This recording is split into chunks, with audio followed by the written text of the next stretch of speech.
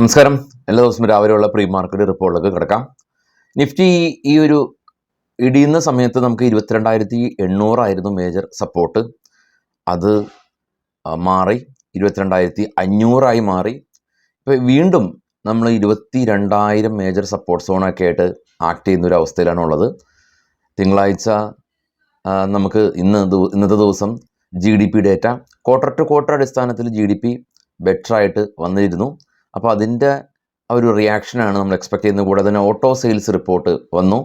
Mixed ആയിട്ടുള്ള auto sales റിപ്പോർട്ടാണ്. അപ്പോൾ അതും ഇന്ന് റിയാക്ട് ചെയ്യപ്പെടും.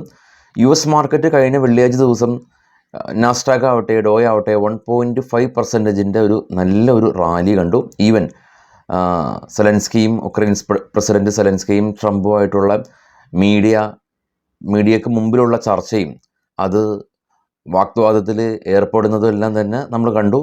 അപ്പോൾ അതിൻ്റെ ഭാഗമെന്നോണം US മാർക്കറ്റ് വളരെയധികം വോളറ്റിലായിരുന്നു. പക്ഷേ പോസിറ്റീവായിട്ട് ക്ലോസ് ചെയ്യാനായിട്ടൊക്കെ പറ്റിയിട്ടുണ്ട്. ഇപ്പോൾ ട്രേഡ് ചെയ്യുന്ന ജപ്പാൻ മാർക്കറ്റും ഏഷ്യൻ സിറ്റിയിൽ നിന്നുള്ള ജപ്പാൻ മാർക്കറ്റും ഓസ്ട്രേലിയയും പോസിറ്റീവായിട്ട് ട്രേഡ് തുടരുന്നുണ്ട്. എന്നാൽ US ഫ്യൂച്ചർ നെഗറ്റീവായിട്ടാണ് ഇപ്പോൾ ട്രേഡ് ചെയ്യുന്നത്. FISൻ്റെ ഭാഗത്തുനിന്നുള്ള സെല്ലിങ് കഴിഞ്ഞ വെള്ളിയാഴ്ച ദിവസം കനത്തു. 11,000 കോടിക്ക് മുകളിൽ അവർ സെല്ല് ചെയ്തൊരവസ്ഥയിലാണ് ഉള്ളത്.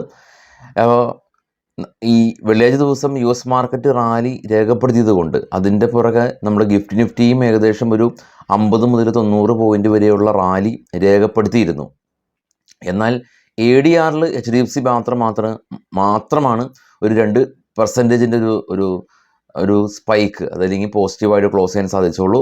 അമേരിക്കൻ മാർക്കറ്റിൽ ലിസ്റ്റ് ചെയ്ത ഇന്ത്യൻ കമ്പനികളിൽ HDFC ഒഴികെയുള്ള മറ്റുള്ള കമ്പനീസ് എല്ലാം തന്നെ റെഡിൽ തന്നെയാണ് ക്ലോസ് നടത്തിയിട്ടുള്ളത്. ഇനി ഇപ്പോൾ നേരെ സൂചിപ്പിച്ച പോലെ തന്നെ FIS, ഇപ്പം നമ്മൾ എന്തൊക്കെ സംസാരിച്ചാൽ കൂടിയും FISൻ്റെ ഭാഗത്തു നിന്നുള്ള ആക്ടിവിറ്റീസ് അനുസരിച്ചായിരിക്കും മാർക്കറ്റിൻ്റെ ഒരു പോക്ക്. അതല്ലെങ്കിൽ അത്ര ബൈയിങ് റീറ്റെയിലേഴ്സിൻ്റെ ഭാഗത്തുനിന്നും DESൻ്റെ ഭാഗത്തുനിന്നും വേണം. അപ്പോൾ പൊതുവേ ആളുകളെല്ലാം തന്നെ ഒരു പാനിക്കായിട്ടുള്ളൊരു അവസ്ഥയിലാണ് ഉള്ളത്. അപ്പോൾ അതിന് ഒരു മാറ്റം വരുത്തണമെങ്കിൽ നിഫ്റ്റി ഒരു കണ്ടിന്യൂസ് ഒരു 1-2 ദിവസം ഒരു പോസിറ്റീവിലെങ്കിലും അറ്റ്ലീസ്റ്റ് ക്ലോസ് ചെയ്യാനായിട്ട് പറ്റണം. ഇന്ന് പ്രധാനമായിട്ടും ഓട്ടോ സെയിൽസ് റിപ്പോർട്ടിലെ എസ്കോട്ട്, കുബൂത്ത ട്രാക്ടർ നിർമ്മാതാക്കളാണ്. 12% ഇവരുടെ സെയിൽസ് വർദ്ധിപ്പിക്കാനായിട്ട് പറ്റിയിട്ടുണ്ട്. M&M ഇവരുടെ സെയിൽസ്, മഹീന്ദ്ര ഇവരുടെ സെയിൽസ് ഓൾമോസ്റ്റ് ഒരു പാസഞ്ചർ വെഹിക്കിളിൻ്റെ എല്ലാം തന്നെ സെയിൽസ് 19% ഒക്കെ ഒരു ഉയർച്ച കണ്ടു. മാരുതി അവരുടെ ടോട്ടൽ സെയിൽസ് 1.99 ലാക്ക് കംപ്ലീറ്റ് ചെയ്തെങ്കിൽ കൂടിയും 2 ലാക്കായിരുന്നു എക്സ്പെക്ട് ചെയ്തിരുന്നത്. കൂടാതെ തന്നെ ക്വാർട്ടർ ടു ക്വാർട്ടർ നോക്കുകയാണെങ്കിൽ 1% ഒരു സെയിൽസിൻ്റെ ഗ്രോത്താണ് കണ്ടത്. ഐഷർ മോട്ടേഴ്സ് ഈ തവണ ഏകദേശം ഒരു 20% ഇയർ ഓൺ ഇയർ ഇവരുടെ ടോട്ടൽ സെയിൽസ് ഉയർത്താനായിട്ട് പറ്റിയിട്ടുണ്ട്. പക്ഷേ ഹാർലി ഡേവിഡ്സൻ്റെ എല്ലാം തന്നെ കടന്നുവരവ് ഐഷർ മോട്ടേഴ്സ് റിയാക്റ്റ് ഓൾറെഡി ചെയ്യപ്പെട്ടിട്ടുണ്ട്. Aditya Birla retail sales company 500 കോടി രൂപയുടെ ഒരു പ്രൊജക്റ്റ് ബാംഗ്ലൂരിൽ ചെയ്യാനായിട്ട് കമ്പനി ധാരണയായി. Aditya Birla real estate. നമ്മൾ സ്റ്റോക്കുകളുടെ വാർത്തകൾ മാത്രമാണ്, ഇതൊരു ബൈയോ സെല്ലോ റെക്കമെൻഡേഷനൊന്നും അല്ല. റെയിൽടെയിൽ കമ്പനി 26 കോടി രൂപയുടെ ഓർഡർ ഇവർക്ക് ലഭിച്ചു. NCC കൺസ്ട്രക്ഷൻ കമ്പനിയാണ്. NCCക്ക് 218 കോടി രൂപയുടെ ഓർഡർ ലഭിച്ചു. Mazagon dock shipbuilders company CMD ആയിട്ട് ബിജു ജോർജ് അദ്ദേഹത്തെ നിയമിതനായിട്ടുണ്ട് എന്നുള്ള ന്യൂസ് ഉണ്ട്.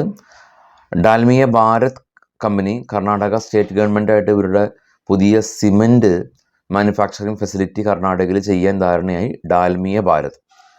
Tata motors auto sales report വന്നപ്പോൾ 8% ഇയർ ഓൺ ഇയർ ഇവരുടെ ഡൊമസ്റ്റിക് സെയിൽസിൻ്റെ കുറവാണ് കമ്പനി രേഖപ്പെടുത്തിയത്.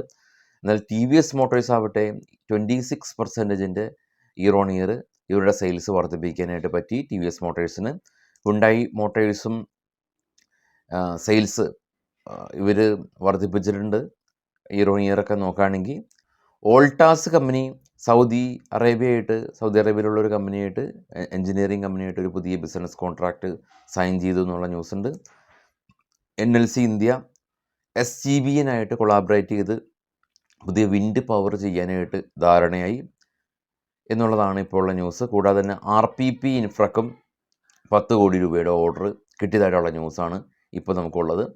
നേരത്തെ നമ്മൾ കണ്ടതുപോലെ തന്നെ കഴിഞ്ഞ വെള്ളിയാഴ്ച ദിവസം US മാർക്കറ്റിൽ ഉണ്ടാക്കിയ ഒരു റാലി 1.5% റാലിയിൽ ഗിഫ്റ്റ് നിഫ്റ്റി കഴിഞ്ഞ വെള്ളിയാഴ്ച 3:30 നമ്മൾ മാർക്കറ്റ് ക്ലോസ് ചെയ്തതിന് ശേഷം 2 മണി വരെ ഗിഫ്റ്റ് നിഫ്റ്റി ട്രേഡ് ചെയ്യും. ആ 2 മണി വരെ ഗിഫ്റ്റ് നിഫ്റ്റി 90 പോയിൻറ്റിൻ്റെ ഒരു അപ്സൈഡ് രേഖപ്പെടുത്തിയിരുന്നു.